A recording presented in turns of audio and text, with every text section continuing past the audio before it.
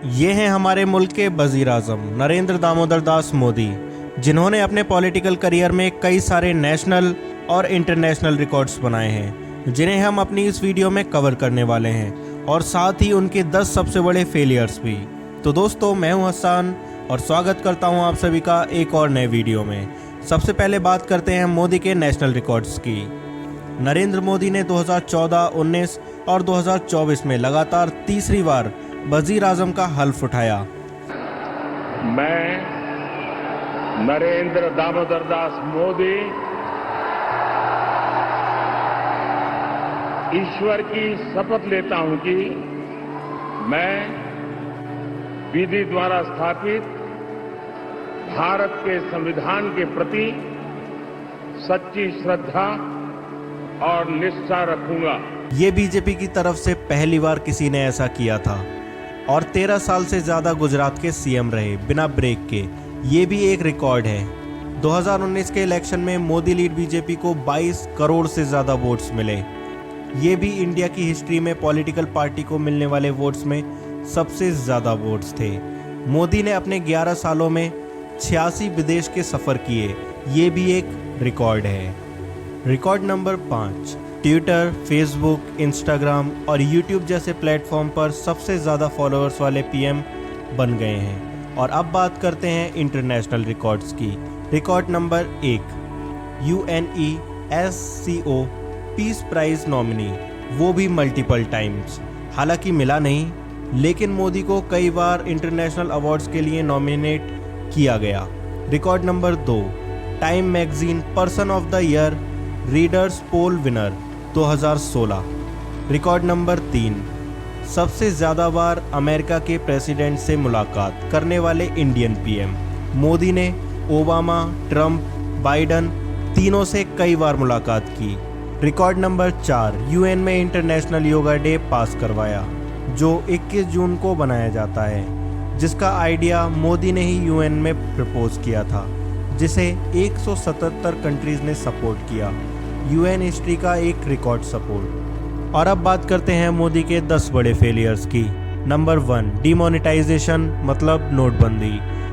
आज मध्यरात्रि यानी 8 नवंबर 2016 की रात्रि को 12 बजे से वर्तमान में जारी 500 रुपए और 1000 रुपए के करेंसी नोट लीगल टेंडर नहीं रहेंगे, यानी ये मुद्राएं कानूनन अमान्य होगी। का मकसद था ब्लैक मनी, टेररिज्म फंडिंग, नकली नोट खत्म करना। आरबीआई के हिसाब से 99% पुराने नोट वापस सिस्टम में आ गए। ब्लैक मनी की कोई बड़ी पकड़ नहीं मिली। छोटी दुकानों, मजदूरों और डेली वेज अर्नर को काफ़ी नुकसान हुआ। जीडीपी ग्रोथ रेट टेम्परेरली घट गई। नंबर 2, जीएसटी की रोल आउट में दिक्कतें। मकसद था एक देश एक टैक्स। शुरुआत के दिनों में काफ़ी कन्फ्यूज़न, टेक्निकल ग्लिचेस और कॉम्प्लेंस के प्रेशर छोटे बिजनेसेस पे आया। ट्रेडर्स और स्मॉल बिजनेसेस ने प्रोटेस्ट भी किया। लगातार जीएसटी स्लैब्स बदलने पड़े, जिससे इंस्टेबिलिटी लगी।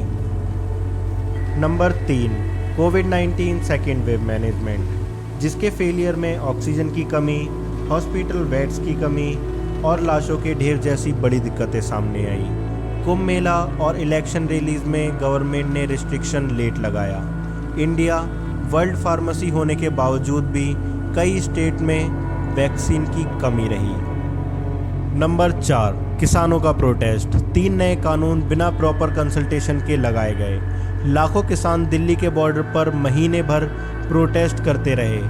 आखिरकार सरकार को कानून वापस लेना पड़ा। ये एक पॉलिटिकल डिफीट माना गया। नंबर 5, मीडिया और डेमोक्रेसी यानी लोकतंत्र पर सवाल, जिसके फेलियर में सरकार पर मीडिया की इंडिपेंडेंस खत्म करने के इल्ज़ाम लगते रहे। जर्नलिस्ट, एनजीओ और एक्टिविस्ट के ऊपर केस, रेट और रिस्ट्रिक्शन लगाए गए। फ्रीडम हाउस और रिपोर्टर्स विदाउट बॉर्डर जैसी एजेंसीज ने इंडिया की डेमोक्रेसी और प्रेस फ्रीडम को डाउनग्रेड किया। Number 6, petrol diesel price control का failure. Crude oil price global market में कम होने के बावजूद इंडिया में फ्यूल प्राइस बढ़ते गए। सरकार ने एक्साइज ड्यूटी बढ़ाई और आम आदमी पर महंगाई का प्रेशर आता गया।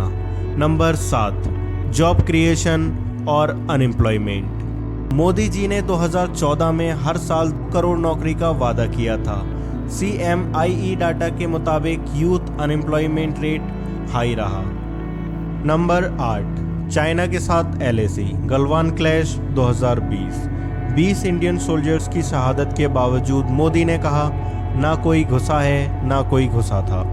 चाइना ने LAC पर इंफ्रास्ट्रक्चर बढ़ाए और इंडिया ने कभी उस पर डायरेक्टली सवाल नहीं उठाए। Number 9, public sector. Air India, LIC, BPCL जैसे PSU बेचे गए या यूं कहें बेचने की कोशिश की गई। बहुत लोगों ने इससे देश के स्ट्रेटेजिक एसेट्स की तबाही कहा। नंबर 10, पोलराइजेशन और सामाजिक कसीदगी।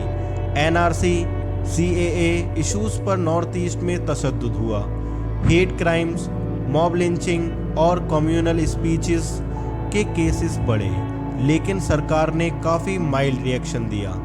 देश का एक हिस्सा PM के सपोर्ट में रहा जबकि दूसरा हिस्सा डिवाइड फील करता रहा। और हमारे मुल्क के वज़ीर आज़म नरेंद्र दामोदर दास मोदी के नाम एक और रिकॉर्ड मौजूद है, 0 प्रेस कॉन्फ्रेंस का। वैसे ये नंबर चेंज करने के लिए सिर्फ एक बार फॉर्मल प्रेस कॉन्फ्रेंस अटेंड की थी 2019 में, लेकिन उसमें भी मोदी ने कोई सवाल का जवाब नहीं दिया, जिसकी वजह से ये रिकॉर्ड अभी भी कायम है, 0 प्रेस कॉन्फ्रेंस का।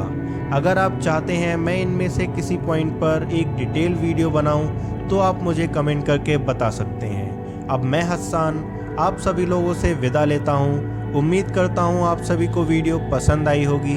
वीडियो अच्छी लगी है तो इसे एक लाइक कर देना, चैनल को सब्सक्राइब कर देना।